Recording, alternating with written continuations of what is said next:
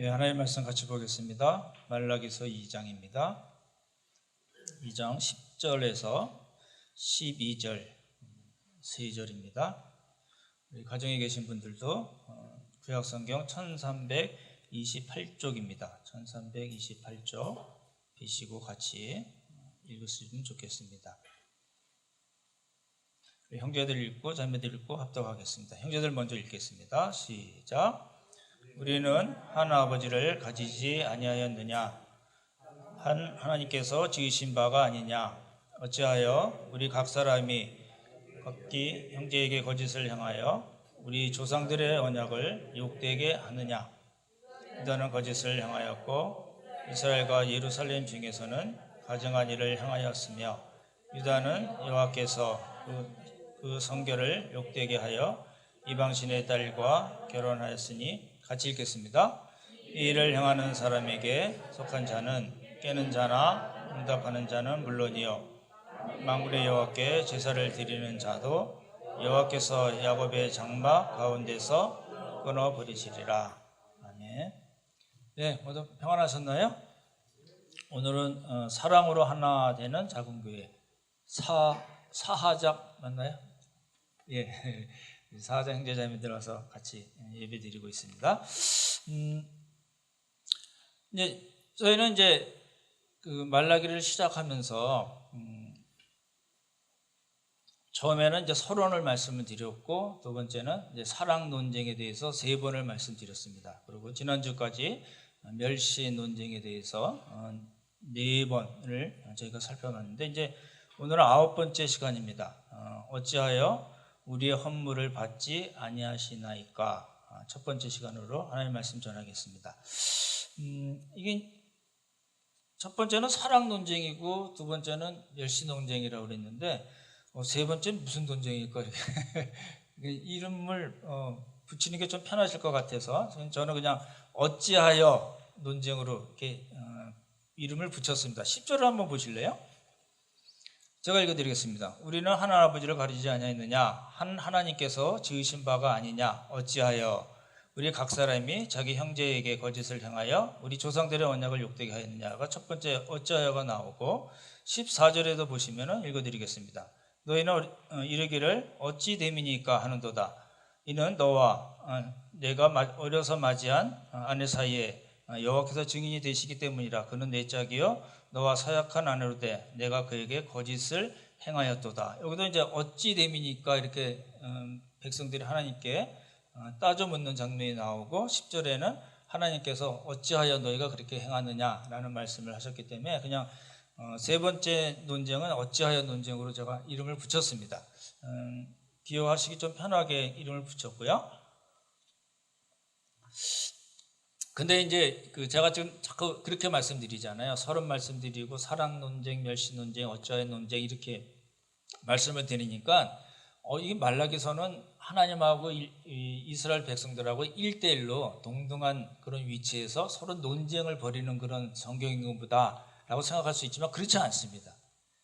이 논쟁 이야기하는 거는 말라기서 자체가 그냥 논쟁 양식으로 쓰여졌다는 걸 말씀드리는 겁니다. 논쟁 양식으로 쓰여진 이유는 뭐냐면 이스라엘 백성들이 더 잘 깨닫고 하나님께 돌아오라고 그렇게 말씀하시기 위해서 그렇게 말라기 선지자가 이스라엘 백성들에게 이야기를 했을 거고 말라기서를 쓸 때도 그런 방식으로 썼다라는 이야기입니다.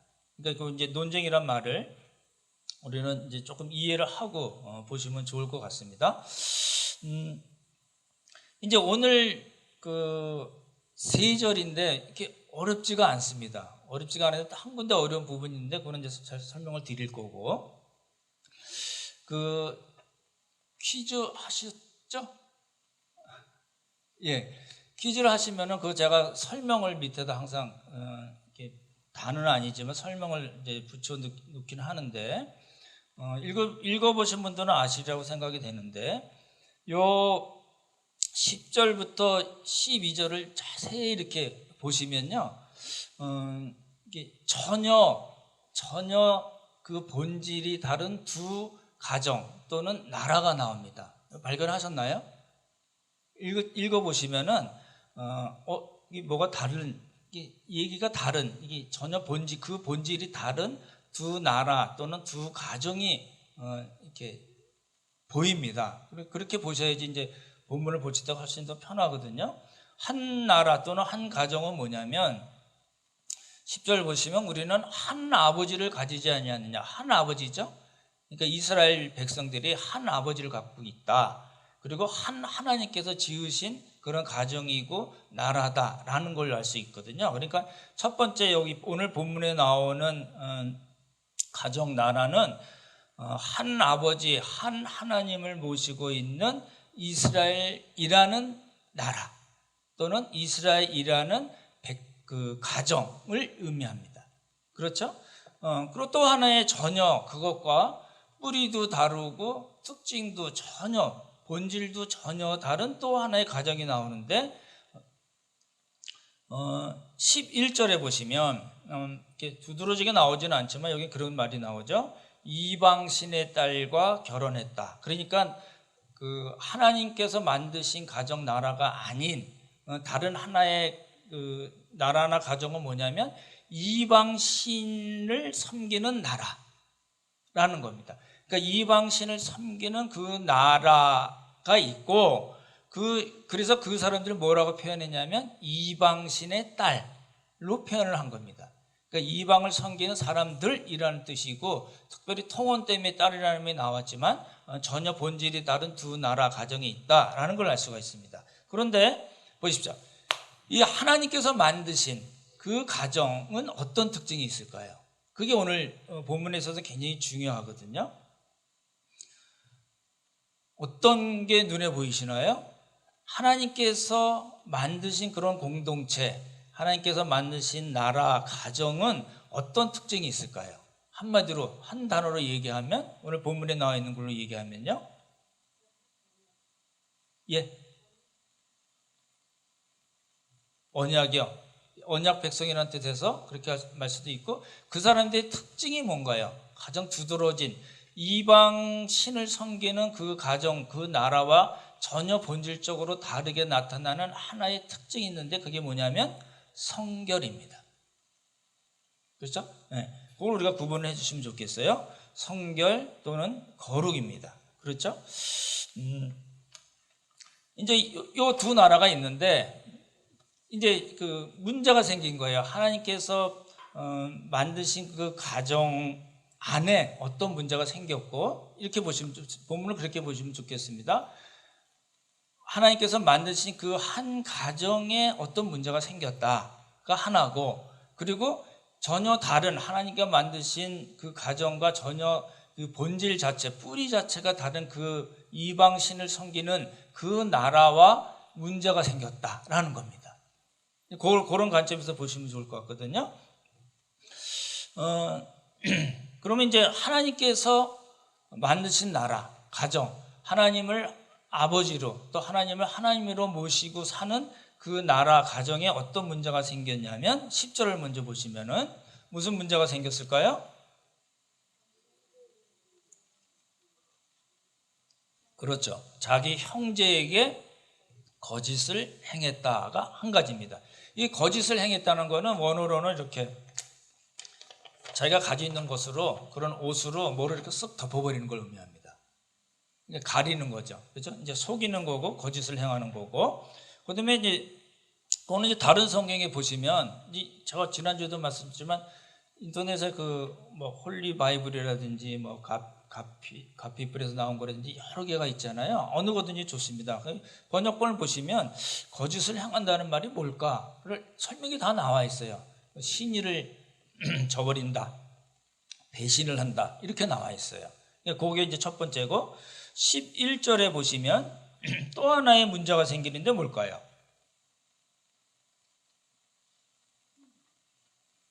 뭐가 보이시나요? 예, 거짓을 행하고 특별히 가증한 일을 행한다라는 거거든요. 아, 저 사람 참 가증스러워. 이렇게 말하기도 하죠. 그게 무슨 뜻이냐면 또 다른 번역본 보시면 나와요. 역겨운 짓을 행한다. 이제 하나님 입장에서 그런 거예요. 이렇게 이거 아시죠? 우리 아기 가져보신 분들 다 아시죠? 역겨운 거, 아주 이게 굉장히 사람으로 하여금 불편하게 만드는 거잖아요. 내가 어떤 사람을 봤는데 이런 거 아시죠? 역겨운 거. 왜 그래요? 그 사람의 어떤 행동, 행위, 그 사람의 특징을 보기 때문에 그게 내 성품과 하나님 성품과 전혀 맞지 않는 그런 일을 하기 때문에 나오는 반응이거든요. 그렇죠? 그래서 가증한 일을 행하고 역겨운 짓을 행하고 추악한 일을 행한다고 그랬고, 현대인의 성경에 보면 더러운 일을 행한다 라고 얘기했습니다. 그 말을 기억해 두시면 좋겠고, 그 다음에 이제 11절 보시면 11절로 한번 같이 읽어보겠습니다. 11절 같이 읽죠. 시작. 유다는 거짓을 행하였고 이스라엘과 예루살렘 중에서는 가증한 일을 행하였으며 유다는 여호와께서 사랑하시는 그 성결을 욕되게 하여 이방신의 딸과 결혼하였으니. 이건 이제 세 번째, 이 하나님의 가정에서 무슨 일이 생겼냐면 하나님께서 사랑하시는 그 성결을 욕되게 했다라는 말씀이 나옵니다. 하나님께서 사랑하시는 그 성결, 이게 무슨 말이지? 그러니까 생각을 하시면 또 뭘 봐야 돼요? 다른 성경 보시면 편해요. 요즘은 너무 공부할 자료가 많습니다. 그렇죠? 공동성경에 보면 다른 우리 한글말 성경은 다 뭐라고 되어 있냐면 이 성결을 성소라고 얘기하고 있습니다. 성결을 더럽혔다, 성소를 더럽혔다 이렇게 나와 있어요. 좀 더 그 뜻은 설명을 드리겠습니다. 요거는 이제 하나님의 가정, 하나님께서 만드신 가정에서 생겨난 일, 거짓, 가증, 성결을 욕되게 한 그게 나오고, 그리고 이제 아까 말씀드렸죠? 그 본질이 하나님께서 만드신 가정하고 전혀 다른 한 이방 신의 가정과 하나님의 가정, 백성들 사이에 문제가 생겼습니다. 뭘까요? 통혼이죠. 그렇죠? 이방 신의 딸과 결혼한 거. 우리가 여태까지 에스라 느헤미야 할 때도 말씀드렸던 통혼의 문제가 있습니다. 이방 신의 딸 이렇게 표현한 게요. 그 민수기에도 보시면 그 모압 사람들 아시잖아요. 그 암몬, 모압, 에돔 아시죠? 지도도 다 아시죠? 그때 그 모압 사람들 뭐라고 얘기하냐면 모압 사람들이 섬기는 신의 이름이 그모스입니다. 그래서 그모스의 아들과 딸들 이렇게 표현을 해요. 그 믿는 그 우상을 섬기는 그 모압 사람들을 그모스의 아들과 딸 이렇게 표현하고, 이스라엘은 여호와의 자녀, 하나님의 자녀 이렇게 구약에 다 표현이 돼 있어요. 그래서 이 말라기도 역시 뭐라고 얘기했어요? 그러한 이방신의 딸과 결혼하는 문제가 생겼다. 무엇과 무엇 사이에요? 하나님의 가정과 이방 신의 가정 사이에 그런 문제가 생겼다는 겁니다. 그게 이제 오늘 그 10절부터 12절까지 나오는 내용입니다. 그렇죠? 내용을 간단히 설명드렸는데 절 보십시오. 하나님의 가정에 생겨난 일이 뭐라고요? 첫 번째, 거짓, 또 가증한 거, 그 다음에 성결을 더럽힌 거, 그리고 이방 가족과 이방 신의 가족과 생긴 문제는 뭐라고요? 통혼이라고 나옵니다. 그럼 이제 하나씩 살펴보면 좋을 것 같습니다. 자기 형제에게 거짓을 행했다는 말은 아까도 말씀드렸죠. 번역본상에는 신의를 저버렸고 배신을 했다 이렇게 나와 있는데 그 말뜻이 뭔가가 좀 어렵습니다. 그렇죠? 어려울 때는 뭘 봐야 돼요? 저희는 이제 번역본 다 봤으니까 전후 문맥을 살펴봐야 됩니다. 말라기서 전체에 1장부터 4장까지 형제에게 거짓을 행하고 신의를 버리고 배신한 일이 뭔가를 찾는 겁니다. 그 기준이 뭐냐면 지금 하나님과 이스라엘 백성들 사이의 논쟁의 그 기준은 뭐냐면 율법입니다. 그 율법이라는 걸 먼저 염두에 두시고 3장 5절 한번 보십시오. 3장 5절 한번 같이 읽어보겠습니다. 제가 3장 할 때 말씀드릴 텐데 이제 7가지 제약이 나오는데요. 3장 5절 한번 같이 읽어보겠습니다. 가정에 계신 분들 성경 피시고 같이 읽죠. 시작. 내가 심판하러 너희에게 임할 것이라. 점치는 자에게와 간음하는 자에게와 거짓 맹세하는 자에게와 품꾼의 삭스에 대하여 억울하게 하며 과부와 고아를 압제하며 나그네를 억울하게 하며 나를 경외하지 않은 자들에게 속히 증언하리라. 만군의 여호와가 말하였느니라. 이게 무슨 말일까요? 형제에게 거짓을 행하고 신의를 버리고 배신을 했다는 것은 말라기서 전체 문맥에서 보면 어떤 뜻이라고요? 세 가지로 얘기할 수 있습니다. 품꾼의 삭스를 억울하게 했다. 임금, 지금으로 얘기하면 이제 임금에 대한 문제일 거고, 그 다음에 과부와 고아를 압제했다. 사회적인 약자를 억압해서 자기 이익을 취했다는 이야기고, 그리고 나그네를 억울하게 했다라는 겁니다. 여기 이제 구약에 나오는 중요한 사상이잖아요.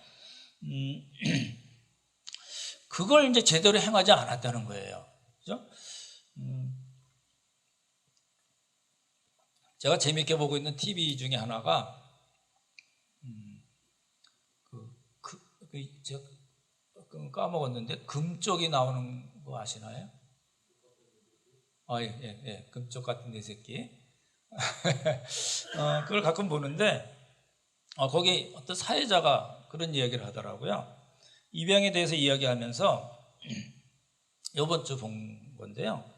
입양은 아이를 필요로 하는 가정에서 아이를 기르는 게 아니라고 보신 분들이 있을 텐데, 가정이 필요한 아이에게 가정을 선물해 주는 거다, 이렇게 얘기하더라고요.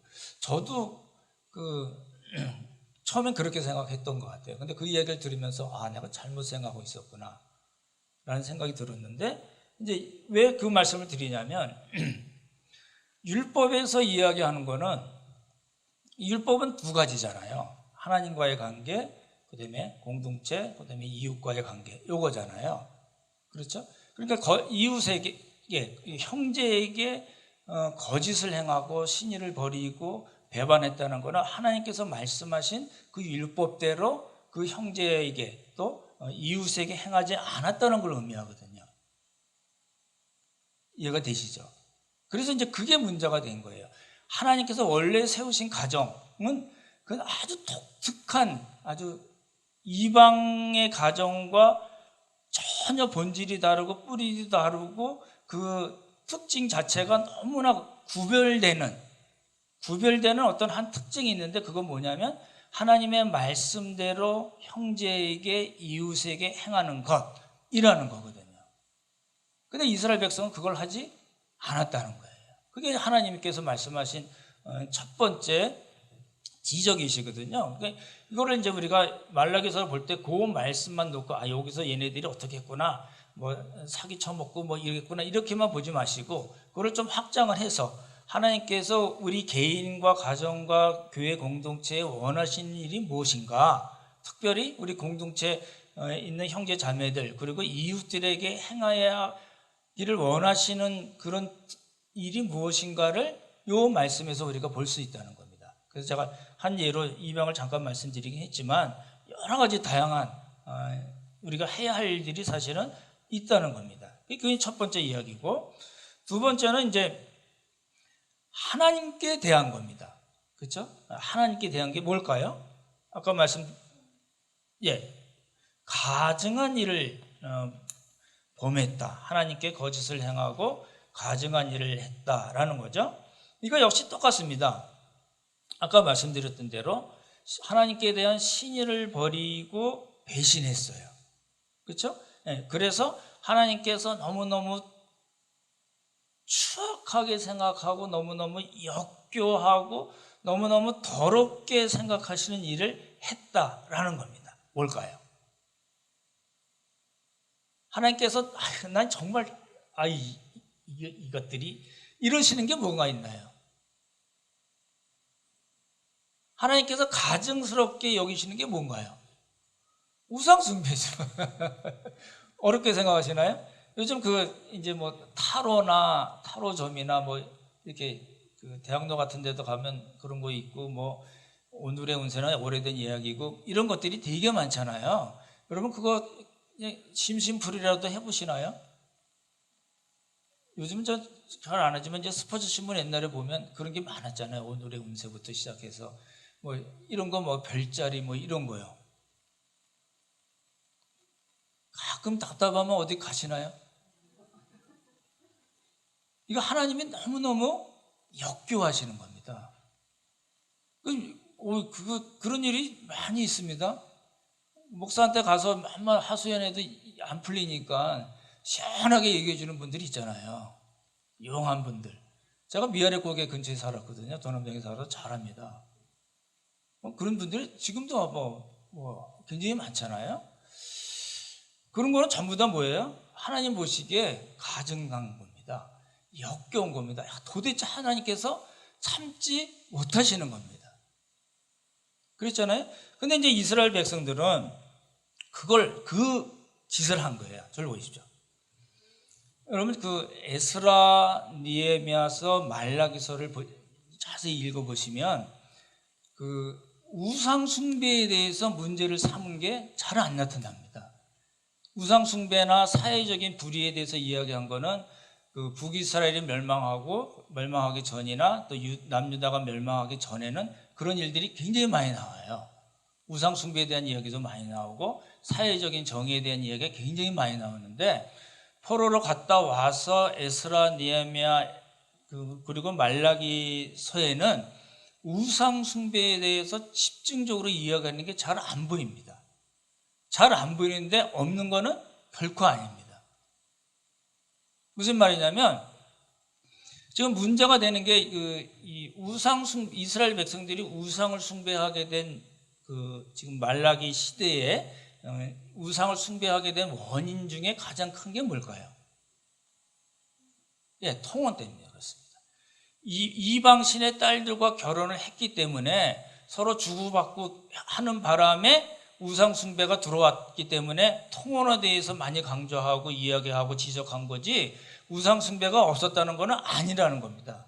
그거를 이제 구분을 해서 보시면 좋을 것 같고 어찌됐든 간에 하나님께서 너무너무 역겨워하고 너무너무 더럽게 생각하는 게 뭐라고요? 우상 숭배입니다. 근데 안 할 것 같잖아요. 암암리 하세요. 제가 투시안이 있는 거 아시죠?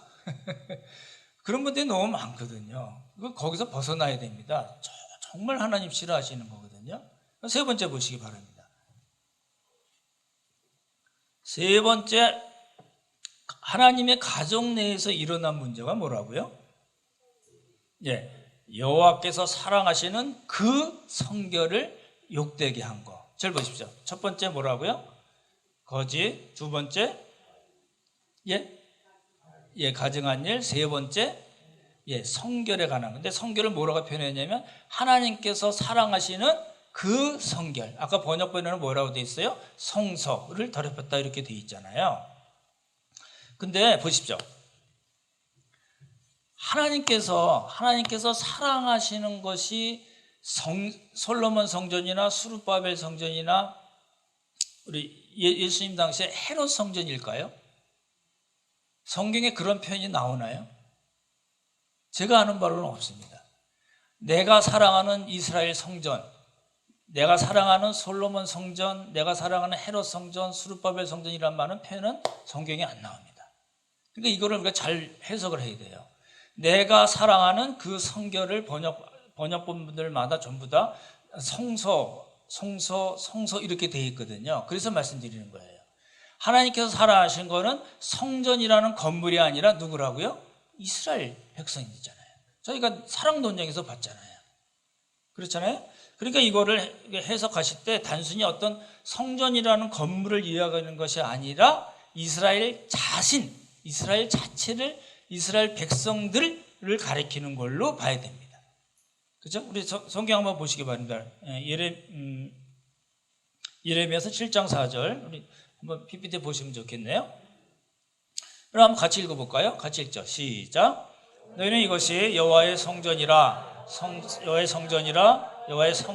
하는 거짓말을 믿지 말라. 왜 이 얘기가 나왔냐면 남유다 백성들이 하나님 보시기에 우상을 숭배하고 이웃사랑, 형제사랑 하지 않았기 때문에 하나님께서 그 사람들이 성전에 갖고 오는 모든 물건, 뭐 재물들, 제사, 그리고 그 성전마저도 하나님께서는 뭐라고 그러세요? 이거 여호와의 성전, 나의 성전이라는 거 믿지 마, 그거 거짓말이야 라고 얘기하신 거예요.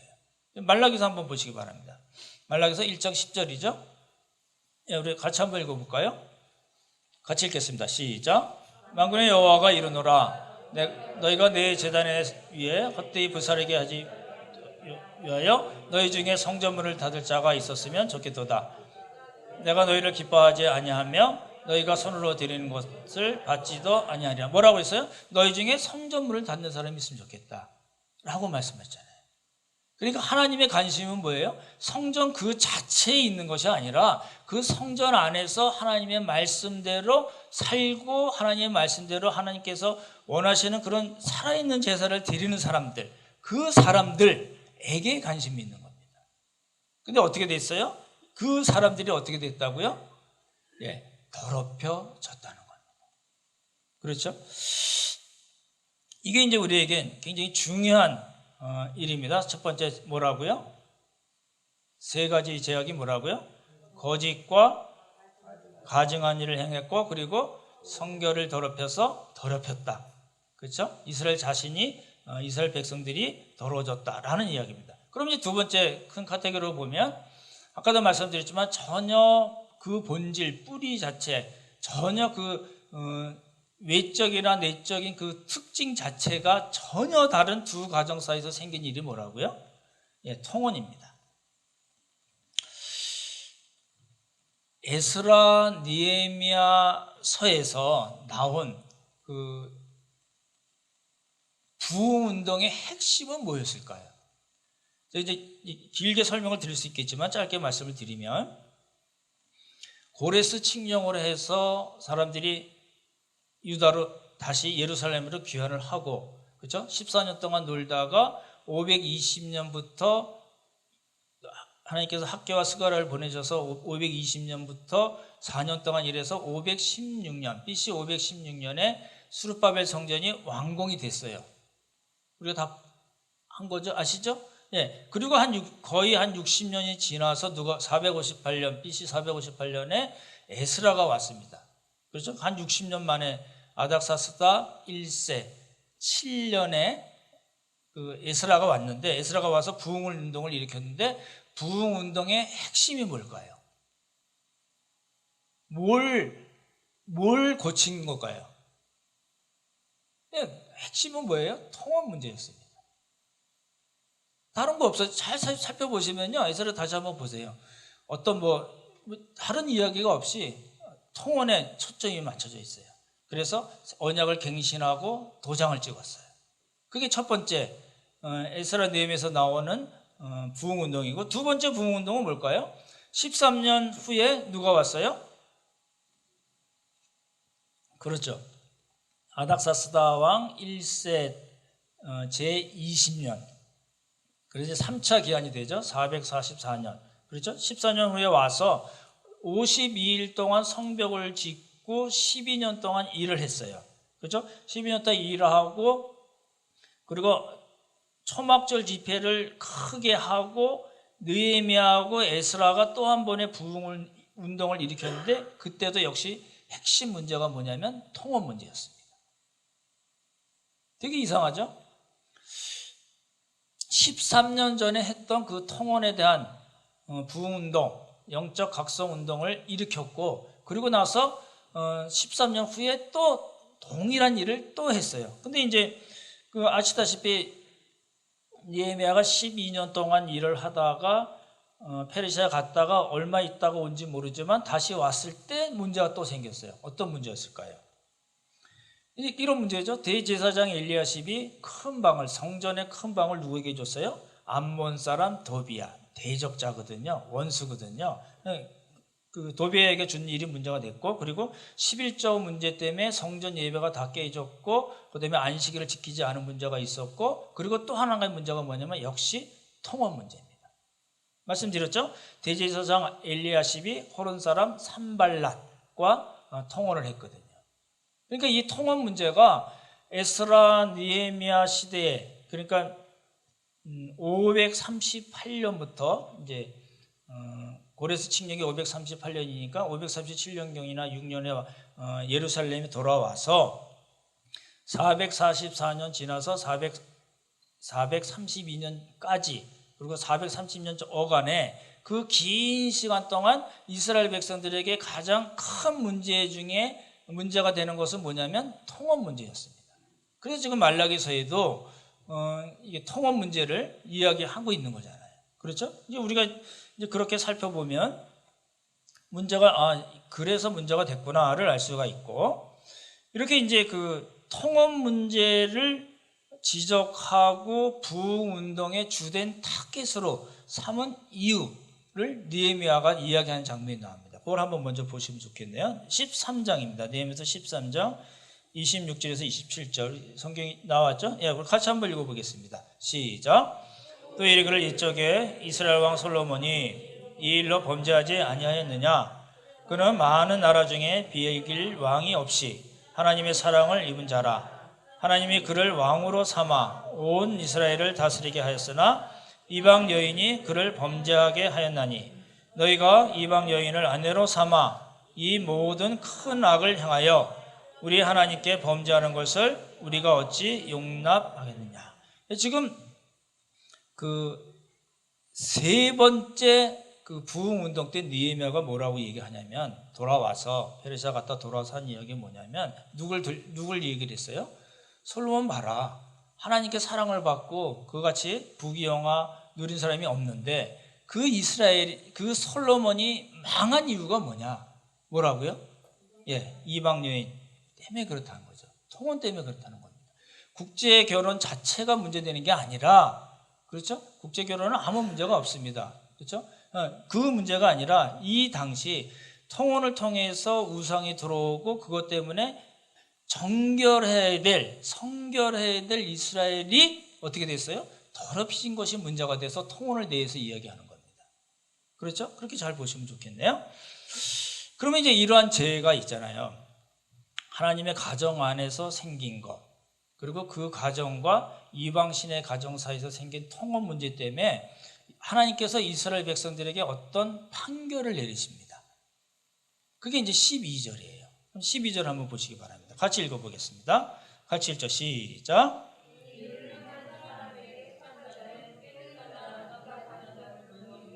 만군의 여호와께 제사를 드리는 자도 여호와께서 야곱의 장막 가운데서 끊어버리시라. 여호와께서 야곱의 장막 가운데서 끊어버리신다는 말은 뭐예요?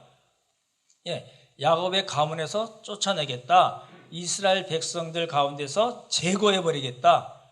여러 번 말씀드린 분리입니다. 되시죠? 근데 이제 이 일을 행하는 자에게 속한 자는, 그 말은 이러한 일을 행하는 자는 이라는 뜻이고, 이제 어려운 문제가 하나 이제 풀어야 될 문제가 나옵니다. 12절 보시면, 유심히 보시면 되게 어려운 말이 하나 나옵니다. 깨는 자나 응답하는 자는 물론이요. 이게 무슨 말일까요? 깨는 자나 응답하는 자는 물론이요, 만군의 여호와께 제사를 드리는 자도 하나님께서 끊어버리시겠다, 제거해버리시겠다, 이렇게 말씀이 나오거든요. 성경을 먼저 아까도 말씀드렸지만 이럴 때 우리 이제 비교해 보면 되는 거죠. 예, 그 흠정역에는 보면 이 일을 행하는 자가 이제 말씀드렸던 그 제약들이죠. 선생이나 학자나 혹은 하나님 만군의 주께 헌물을 드린 자라 할지라도. 그러니까 여기는 깨는 자, 응답하는 자를 뭐라고 표현했어요? 예, 선생이나 학자나라고 표현했어요. 이제 개역 개정하고 흠정역만 이 부분을 번역을 했어요. 그 번역하는 분들이 이제 그 신학교 교수님들 자기 전공에 따라서 들어가서 이렇게 번역을 하는 거거든요. 쉬운 성경이나 뭐 우리 아는 현대인의 성경 뭐 다 그래요. 표준 세번역도 다 그런데 어찌됐든 간에 흠정역하고 개역 개정은 그렇게 그 부분을 깨는 자나 응답하는 자에 대해서 번역을 했어요. 그 다음 거 보시면요, 공동 번역을 보시면 멀쩡한 정신으로 조화라고 그런 짓을 하는 것들만 나왔어요. 번역을 안 했죠. 깨는 자나, 지금 개역개정에 깨는 자나 응답하는 자라고 우리가 알고 싶어서 봤는데 거기에 대한 설명이 아예 그냥 안 해버린 거예요. 표준세번역도 보면 이런 일을 하는 사람은 그가 어떤 사람이든지 이렇게만 돼 있고 역시 표현이 안 돼 있어요. 잘 보십시오. 제가 다른 성경도 다 찾아봤어요. 표준세번역, 쉬운 성경 다 찾아봤는데 개역개정과 흠정역은 킹제임스 버전이라고 그러는데 그 두 성경만 깨는 자나 응답하는 자가 무슨 뜻인가를 설명을 했고 나머지는 야 이거 좀 까리하다. 그러면 어떻게 해요? 번역 안 해버리는 거예요. 그렇게 한 거예요. 다 교수들이 그렇게 한 거예요. 그렇죠? 교수들도 다 모를 수가 있으니까 충분히 가능한 이야기고. 이럴 때는 어떻게 되나? 이게 번역본을 봐도 이게 무슨 뜻인지 모르면은 어떻게 되나요? 기도하면 쫙 들어오나요? 연구를 해봐야 되는 문제입니다. 근데 이제 문맥에서 보시는 게 훨씬 좋은 방법입니다. 근접 문맥이라고 그러고 멀리 있는 문맥도 있잖아요. 이런 거예요. 그 사람들이 어떤 사람이든지 간에 잘 들으시면 좋겠네요. 그 사람들이 어떤 사람이든지 간에 아까 하나님께서 지적하신 그런 죄를 진 사람들은 야곱의 공동체에서 하나님의 공동체 야곱의 장막에서 쫓겨날 거다 이렇게 얘기했거든요. 그러니까 보십시오. 그럼 보십시오. 하나님께 제사하는 것은 나쁜 건 아니죠. 그렇잖아요. 그래서 깨는 자나 응답하는 자는 외견상으로 표면상으로 나쁜 사람들은 아니에요. 되시죠? 그래서 하나님께 제사를 드린 사람과 깨는 사람과 거기에 대해서 응답하는 사람을 한 뭉태기로 엮을 수가 있는 거예요. 한 부류의 사람이라고 알 수가 있고. 그래서 제가 이제 여러 가지 봤는데 그렇게 나옵니다. 보십시오. 오늘 요 문제만 해결하면 이제 오늘 본문은 문제가 없고요. 깨는 자라는 거는 깨우는 자입니다. Awake, 일어나세요, 정신 차리세요 라는 뜻이에요. 그리고 응답하는 자는 거기에 대해서 예, 알았어요 하고 응답한다는 뜻이고, 그리고 다르게 표현하면 스승이나 선생으로 얘기할 수 있고 그 사람들에게 배우는 사람으로 얘기할 수 있어요. 응답하는 자가. 그리고 명령을 내리는 사람, 그리고 응답받는 자는 명령을 받는 사람으로 얘기할 수가 있어요. 근데 보십시오. 이제 보십시오. 이스라엘이라는 그 나라, 그 시스템 자체에서 깨우고 명령하고 사람들을 가르치는 사람은 누군가요? 제사장이죠.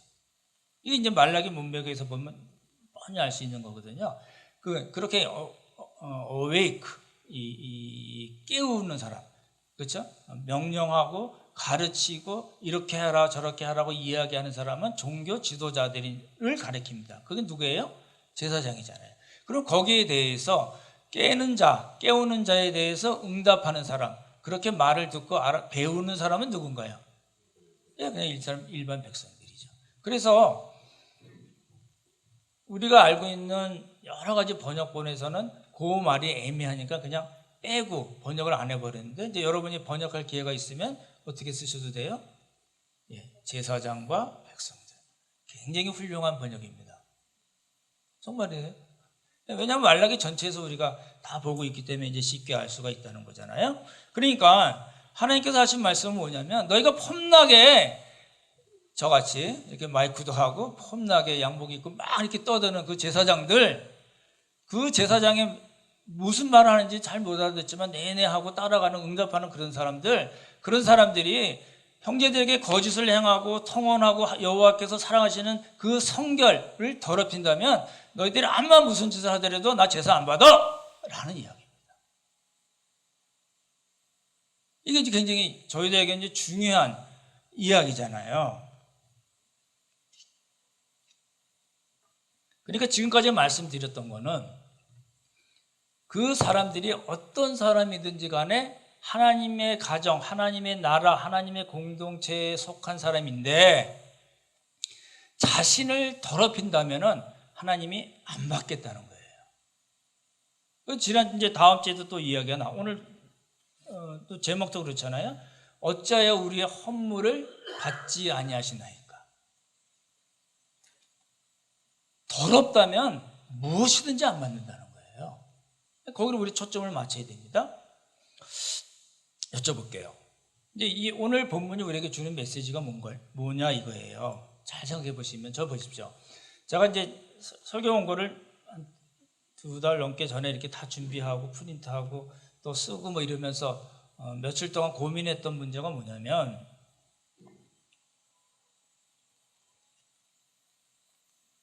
우리를 더럽히는 거는 뭔가라는 거예요. 지금 우리는 대놓고 뭐 우상숭배를 행하지도 않고 형제를 뭐 속여가지고 뭐 신의를 저버리고 배신하고 그럴 일이 별로 없잖아요. 그렇죠? 그럼 이제 우리에게 있어서 문제는 뭐냐면 우리는 하나님의 자녀로 선택을 받고 성령의 역사를 통해서 거듭난 사람들이잖아요. 새 생명을 갖고 있는 사람들이잖아요. 하나님 보시기에 너무너무 이쁜 사람들이잖아요. 근데 그런 사람들이 이 세상을 살면서 자신의 몸을 더럽히는, 우리를 더럽히는 것이 과연 어떤 게 있느냐를 살펴봐야 된다는 거예요. 이제 지금까지 이제 서론입니다. 이제 본론으로 들어가는 겁니다. 로마서 6장 13절을 한번 보시기 바랍니다. 우리 한번 같이 읽어볼까요? 12절 빼고 13절만 읽겠습니다. 13절 읽겠습니다. 시작. 또한 너희 지체를 불의의 무기로 죄에게 내주지 말고 오직 너희 자신을 죽은 자 가운데서 다시 살아난 자 같이 하나님께 드리며 너희 지체를 의의 무기로 여호와께 드리라. 이제 제가 요즘 지난주에도 말씀드린 이제 로마서를 이제 정리하고 있거든요. 로마서 6장을 하고 있는데 6장 13절이 생각이 나서 말씀을 드리는 겁니다. 보십시오. 일반적으로 우리들이 생각할 수 있는 그 성도의 삶은 세 가지로 얘기할 수 있습니다. 이제 정확한 건 아닙니다만 세 가지로 얘기할 수 있는데 뭐냐면 그냥 우리가 보는 매일 일반적인 삶이에요. 먹고 자고 직장 나가고 가정에서 생활하고 이거는 크리스찬이나 넌 크리스찬이나 똑같은 거잖아요. 그냥 그렇게 표현했습니다. 그냥 사는 거. 그런 게 하나가 있고 두 번째는 적극적으로 우리 자신을, 우리 지체를 불의의 무기로 드리는 거예요. 그러니까 죄의 지배를 받아서 제가 이끄는 대로 그냥 그렇게 살아버리는 거. 그게 두 번째 삶이고 지금 하나님께서 원하시는 삶은 뭐예요? 우리 자신, 우리 지체를 뭘로 내드리기를 원하세요? 의의 무기로 하나님께 적극적으로 내드리는 삶을 원하시는 게 있어요. 뭐라고요? 세 가지잖아요. 저를 보십시오. 하나는 뭐라고요? 그냥 사는 거. 그냥 사는 거예요. 나 새끼들 위해서 열심히 일하고 내 가정 잘 챙기고 그렇게 하는 거. 그냥 사는 거예요. 그리고 두 번째는 뭐예요? 불의의 무기로 우리 자신을 적극적으로 내주는 거, 죄의 지배를 받는 거죠. 그리고 세 번째 삶은요, 의의 무기로 적극적으로 하나님께 드리는 삶. 그걸 로마서에는 의의 종으로 표현이 되어 있습니다. 죄의 종, 의의 종. 근데요, 뭐가 문제냐면 첫 번째가 문제입니다. 저를 보십시오. 눈에 두드러지게 적극적으로 불의의 무기로 내드리거나 의의 무기로 내드리는 거는 너무 명백하니까, 그렇죠? 잘 생각 못하는 부분이 뭐냐면 첫 번째예요. 그냥 사는 거. 제가 막 고민을 했어요. 이게 도대체 무슨 뜻일까 생각나서 정리하면서 고민하고 책 보다 보니까 전에 왔던 우리 백석신대 홍인교 교수님 아시잖아요. 그분이 이제 로마서 갈라디아서는 이제 거의 한국에서 거의 탑 3 정도에 드시는 분으로 알고 있는데 어찌됐든 그분도 그 얘기를 하셨어요. 저랑 표현은 다르지만 첫 번째 그냥 사는 삶은 자기 자신을 속이는 삶이다. 잘 생각해 보시면 좋겠어요. 제 표현으로 말씀드린 건데 대부분의 사람들은 크리스찬들입니다. 대부분의 사람들은 속으면서 살고 있다는 거예요. 내가 어떻게 적극적으로 불의의 무기로 하나님께 불의의 무기로 살고 있지 않으니까 나 뭐 좀 괜찮은 거 아닐까? 라고 생각한다는 거예요. 이제 그렇게 생각하셔야 됩니다. 잘 보십시오. 조금 어렵게 표현하자면 가치 중립적인 삶은 없다는 거예요. 나 그냥 살고 있는 데가 아니라는 거예요.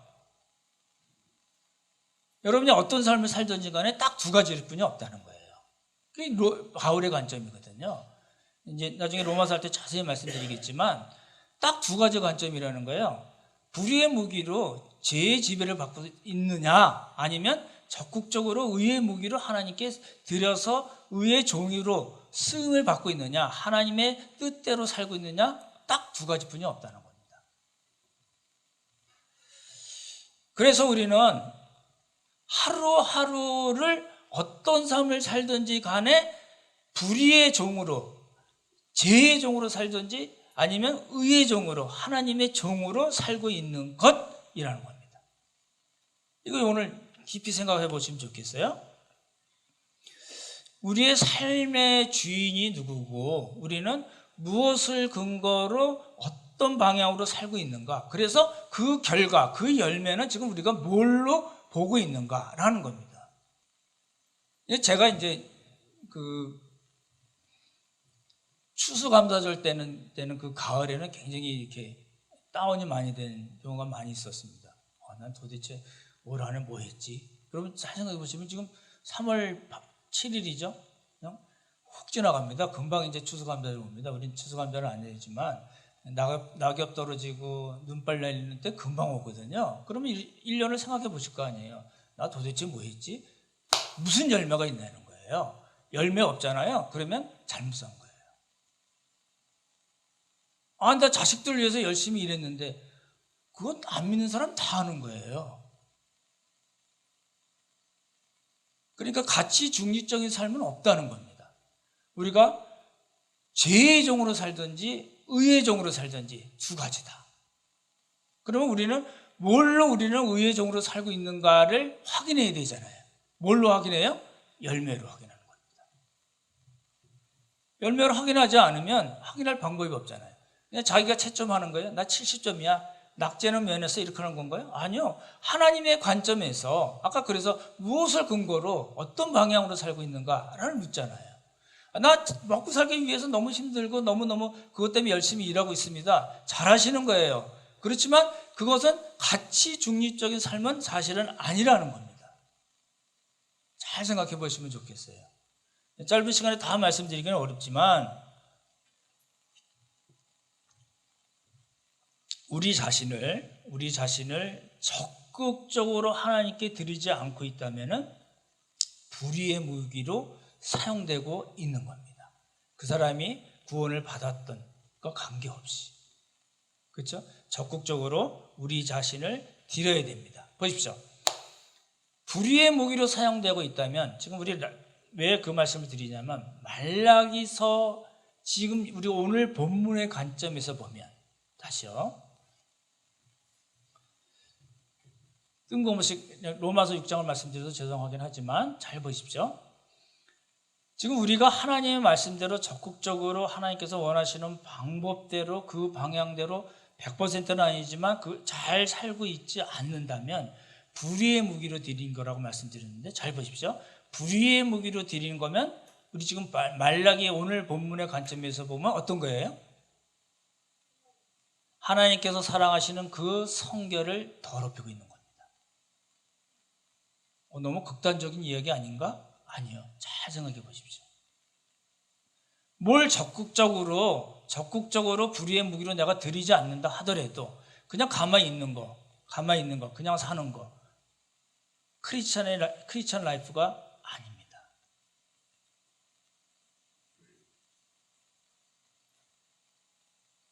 이게 이제 저희들에게선 굉장히 중요한 이야기라고 생각됩니다. 오늘 말씀을 정리하겠습니다.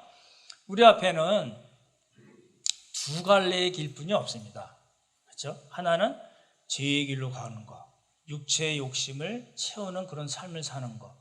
그게 하나 길이고, 또 하나는 좀 귀찮긴 하죠. 귀찮기도 하고 힘들 수도 있고 그렇지만 하나님을 잘 섬기고 공동체 형제자매들 섬기고, 그리고 우리의 도움이 필요한 사람들을 영적으로 또 육적으로 유익하게 사는 그 삶, 두 가지 삶이 있습니다.